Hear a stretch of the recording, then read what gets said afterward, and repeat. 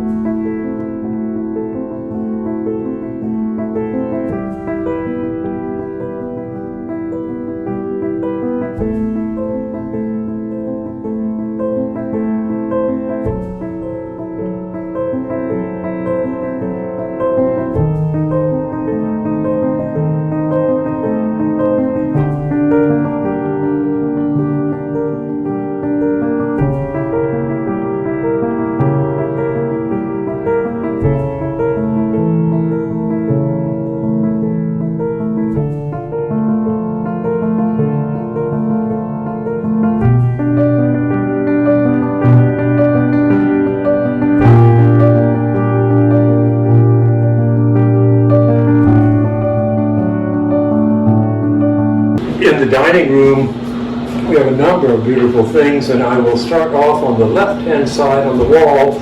You see a big, round, blue and white Chinese server plate. It is marked on the right-hand side of the inside decoration, 1698. Now, China, of course, is a big economic trading partner with the U.S. today, but for New England, it's always been almost a big trading country. Early New England started trading with China, and if you have gone to Salem, Massachusetts, for example, the Peabody Essex Museum in Salem is loaded with stuff from the China trade. The colonies and also the European countries loved the beautiful blue and white china and porcelain that China was exporting, and so different countries started imitating that. Meissen in Austria, the Netherlands, Delft, for example, and then the English. They all succeeded in starting to produce somewhat similar blue and white china and porcelain. On the top of that chest, on either end, we see English pots. Those are called posset pots. Posset was a very popular alcoholic drink way back then. It was made by combining ale and milk, which would then turn rancid, and spices, and you'd mix it together, and it would make a disgusting mess for modern taste, but people loved it. So those pots were designed to serve posset. On the table here, you have a couple of interesting objects. Let's take a look at the small thing that has three little vases connected with arms. That is called a funnel cup. Those little vases at the bottom connect to each other. So any liquid in one of them would slosh around and eventually mix with whatever was in the others. At the end of a big dinner, the ladies would adjourn to the parlor and start chatting. The men would sit around the table, put three different liquors in those small containers, slosh them around, and start passing them around, drinking, one man after the other.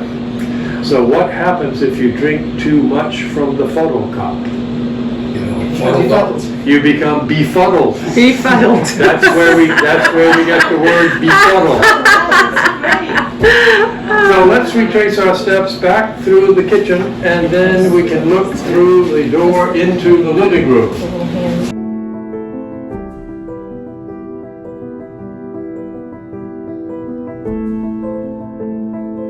This, of course, is the buttery or the pantry. First thing you're going to notice is that really strong green color, right? They used a lot of color back in the day to accentuate and decorate their home. Look at everything in there. These are all perfect examples of things that we love to use in the primitive homes. Oh, and here we're going back to this burl bowl. A burl bowl is a type of bowl made from a burl, which is an unusual growth on the trunk or branches of certain trees. Burls are often caused by stress, injury, or some form of trauma to the tree, and they result in swirling, irregular pattern in the wood grain. This unique grain pattern makes burls highly sought after by woodworkers and artisans for their decorative and artistic qualities. To create a burl bowl, a wood turner or skilled artisan will carefully cut and shape the burl, turning it on a lathe to form a burl-like structure. The irregular grain pattern creates stunning visual effects and the swirls, knots, and various colors throughout the bowl. So our guide never let us upstairs. I wanted to go, but I was kind of chicken. I didn't want to be yelled at, so I didn't sneak up. But we were able to just kind of poke around the downstairs, and so we looked in this little bedroom, which was super cute. Again, though, a bright color, right? Bright yellow, painted and carved furniture, very elegant.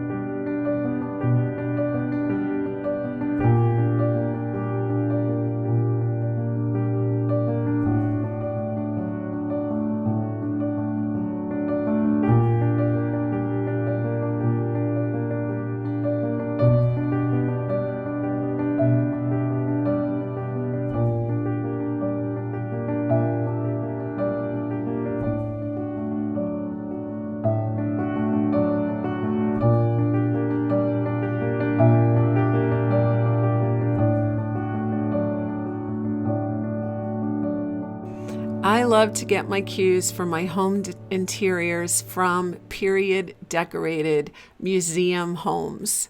And this one was just perfect for me because it was built in 1780, just like our home. And we have a lot of the furniture that was in this home in our home. Not that highboy, however. Look at the fancy nature of that highboy. And the floor all decorated. And did you catch that wingback chair with the flamethrower pattern by the fireplace? Wow.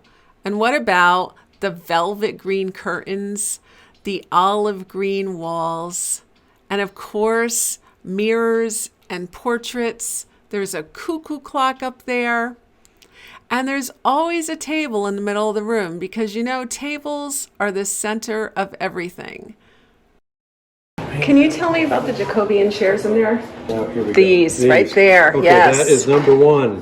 Banister back side chairs, probably Yeah. New England, 1690, 1710, ash. Oh, And that's the catalog number. wow. It's possible that the archives have even more information about the provenance, about Okay. where those things came from, Okay. who the museum bought them from. Wow, Or okay. Catherine and Prentis. Yeah. A lot of this stuff, especially the folk objects, like Yeah. if you go into the Stagecoach Inn beyond the bridge, it's loaded with beautiful weather vanes and cigar store statues and early primitive shop signs that are actually sculpted images because people couldn't read very much. So Right. the dentist sign is actually a big wooden tooth. Wow. that's hanging. A lot of that stuff comes from one particular gallery. Edith Halpert was the owner, and she was influential together with Electra and Catherine Ann Prentis, an early pioneer. But she would go out in the country of New England and upper New York State looking for farms. We're talking like 1910. Oh, okay. 1920. Yeah. She was looking for barns, and she would see a weather vane on a barn and knock on the farmer's door, and he said, "Yeah, I'll sell it to you for $10." Oh. She would climb up on a ladder and take off that Wow. that weather vane. So today the weather vane collection, only part of which you'll see exhibited. You've got some wonderful designs, mermaids, and there's one that is a fish with an American flag on its back, just really unusual kind of design. So anyway, the provenance of that might be available in the archive. Okay. So you Okay, just thank bought you. one? I did. I bought At one a couple auction, months or- ago. An antique dealer had it, and she put it on Facebook, and I grabbed it. Do you mind if I ask what the price range was? I paid It was 18 $198. Wow. Mm-hmm. Wow. Well, the thing about a lot of these pieces of furniture, especially the high boys, Yeah. young people don't want it. No, that's You know, true. you're 28 years old. Yeah. You and your partner, you might be working in Chicago now, but next year you might be working in Buenos Aires. Yep. You know, Right now, right? Yeah. yeah. Yeah. Well, I grabbed it. Good for you. Yeah. Now I'm really excited. Okay, now we're going to go to